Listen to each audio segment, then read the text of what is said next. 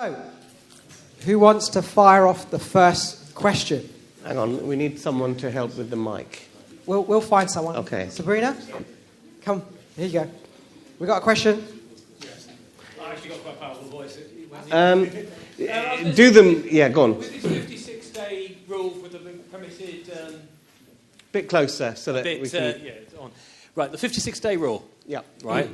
Is it like with the planning permission, you don't need to own the property to put it in? So could you not put that in as soon as you've actually basically agreed the purchase? Absolutely. And that time will be wiped out by the solicitors? Absolutely. Absolutely.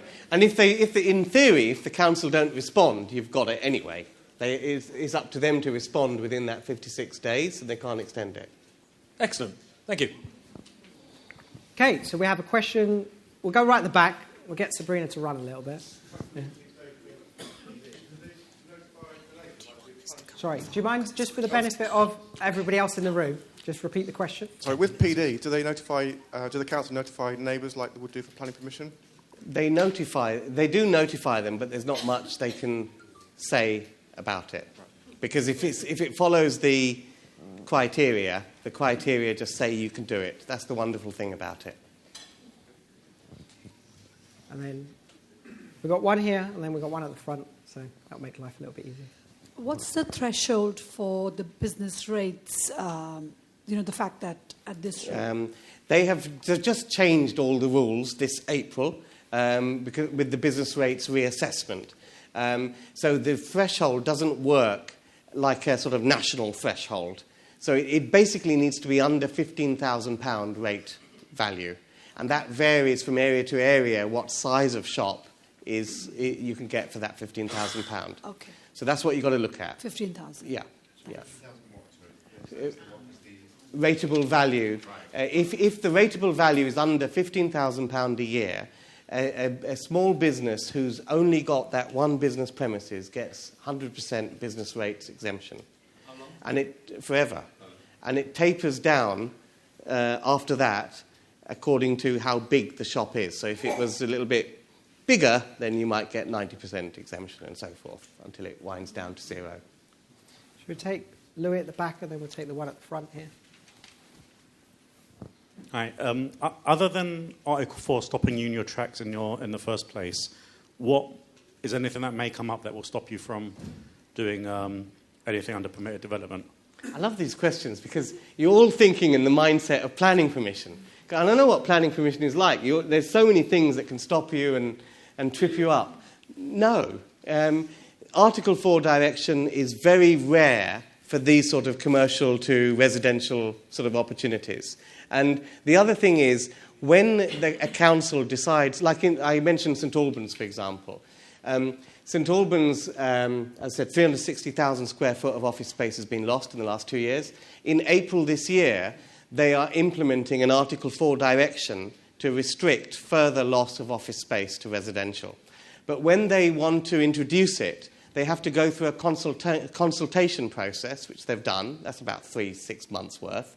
And then once they get approval from it, from the Secretary of State, it takes 12 months before it comes into force.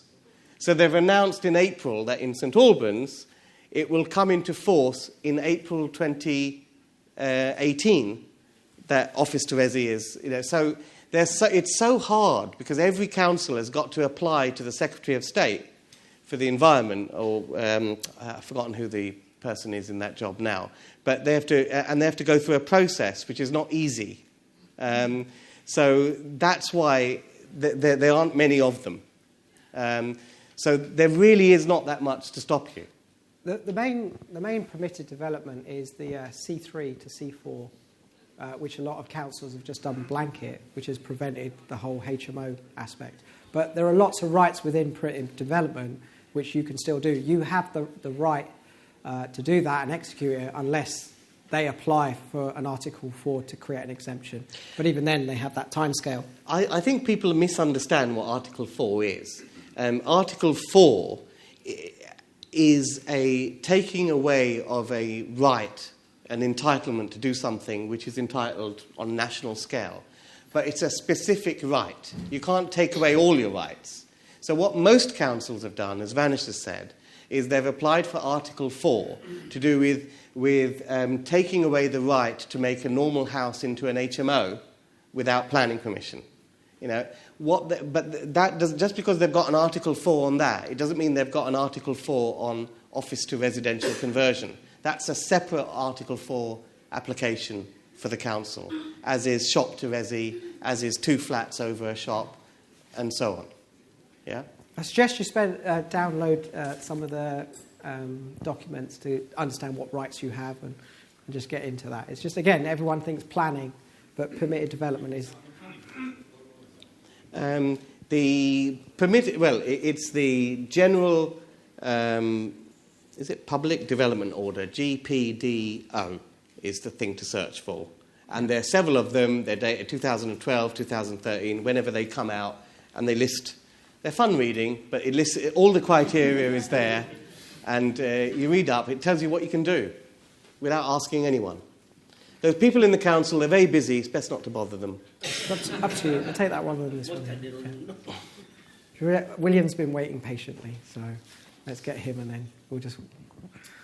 What are the rules about infill developments and permitted development, by which I mean being able to build a coach house at the bottom of a garden, for example? Or is that purely planning permission? So let's take 2 separate parts to that. One is permitted development allows you to extend, yeah, but you can only extend on the line that was already existing part there. So where we did that example that I had before, we got the little clicker thing. Yeah, right. I think this is.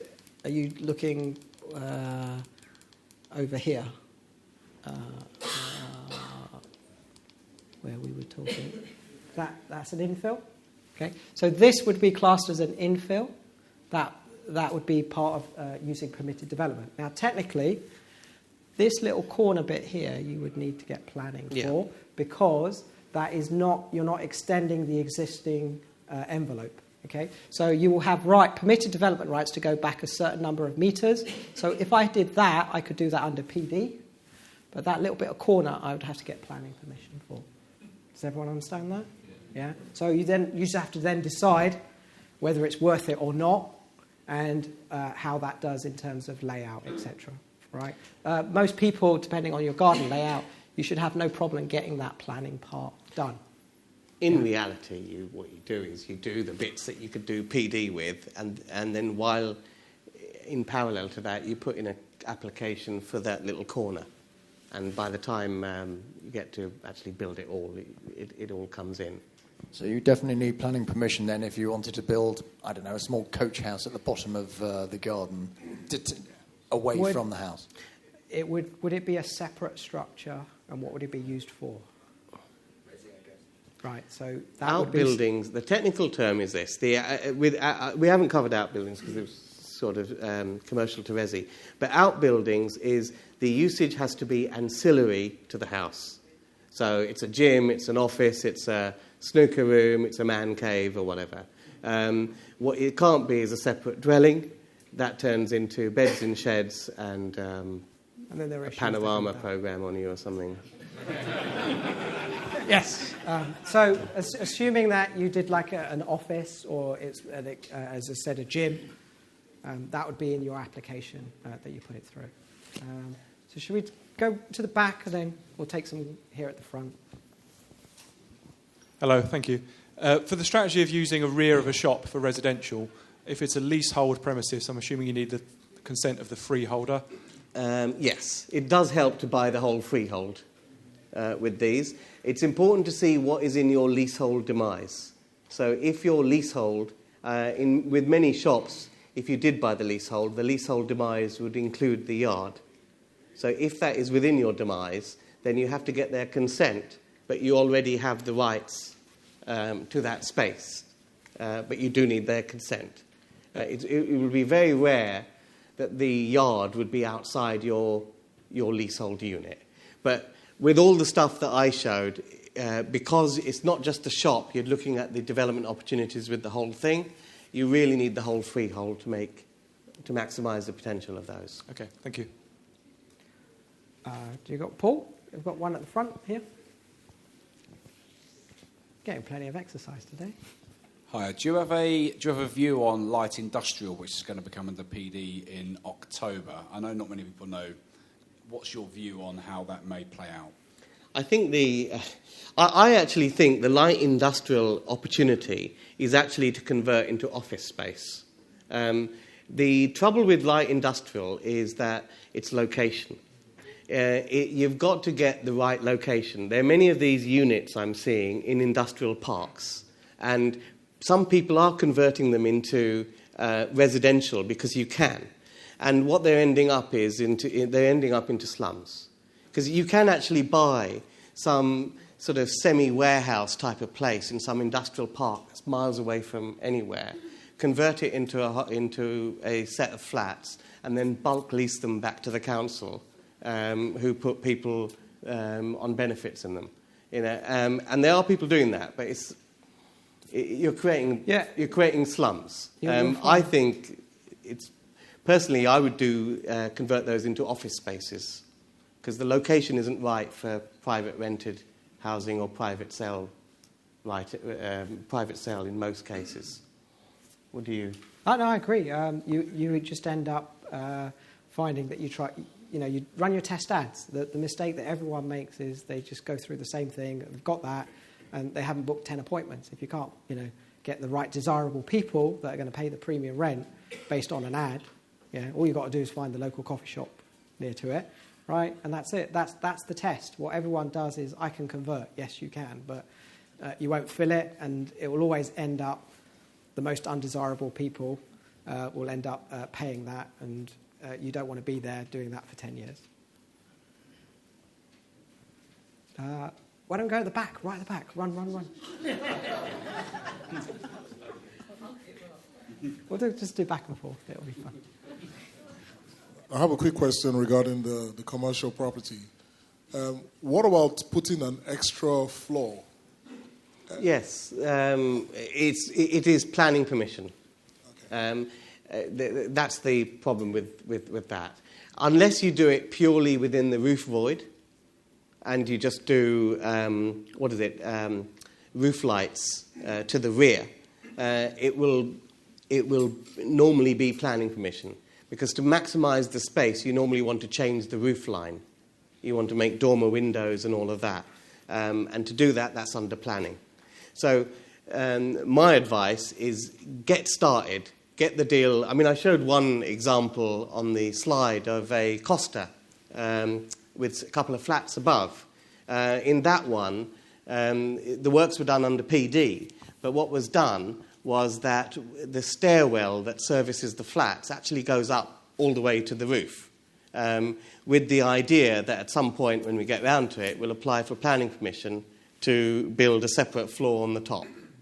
So the great thing about these sort of opportunities is you don't have to have all your cake all at once. Get the PD cake, it's easy, and then you can do all the other bits later on. Yes, because it's internal. The stairwell was within the existing space. So all we did is just allowed for stairs to just go up. That's it, really. The key is know what the maximum you could achieve, right? But also understand that you should have time on your side, not against you. That's why we always say, what can you do within the first year? Get it going. Leave some opportunities on the table that you can develop later. Your time is best spent getting the next deal and opportunity. You'll maximise over the next 3 or 4 years as and when you play the toing and froing. When it's a fully rented, right, you can play the same game that the councils play. When it's empty and you're trying to get planning permission, all that, the tide is not in your side. So make sure the tide's on your side. That is the key point to this, because when you deal with permitted development opportunities, often the building's empty. You want to get the thing operational and rented quickly as possible. When you've got an income-producing building, then you can spend all the time in the world playing with the planners. Because, the worst mistake a developer can do is ring up a planner and say, when are you going to make a decision on this? I've got a bridging loan and it's costing me thousands. They'll be saying, aha, string it out for another few months and they'll give up. That is the worst thing you can say to a planner. You know, the best thing you can say to a planner is, "Oh, we'll keep doing the paperwork. We don't care. It's all rented out anyway. Whether it takes 1 month or 18 months, how much paperwork do you want to do?"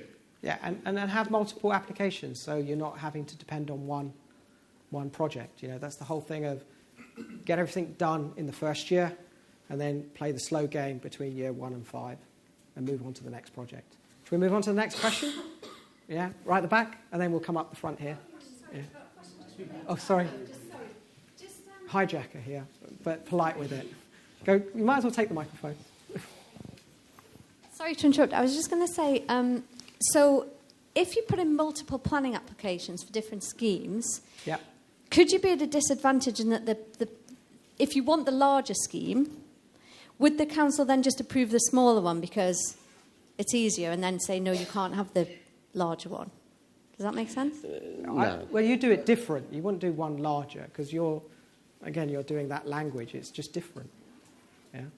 When you're doing development, and I recommend everyone does this, is that you look at planning applications in the area that you want to do your development and look at them over a period of time on the council's websites. And when I first started doing this, I used to wonder, how come these big developers seem to be completely incompetent at deciding on what they want? Because within the space of 18 months, they're doing multiple planning applications and they keep on changing their mind. How can it be that these experienced developers think one day they're going to build a 3-story building and then 2 months later, let's add another floor, and then 3 months later, let's put some space at the back? And then I figured it all out. What it is you go in with what you want, and it's overdevelopment, it's too much.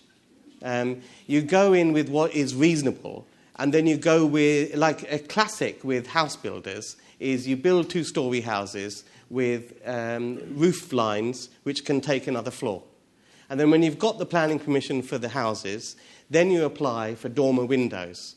Because the incremental change is hard to reject. Because all you're asking for is a couple of little tiny dormer windows in an existing pre-approved roof line.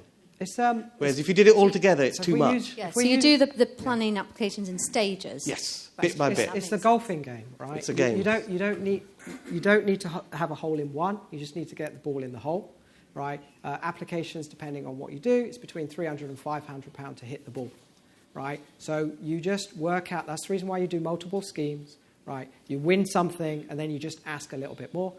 Ranjan has a very good line with who's that comedian that's always looking for the G&T?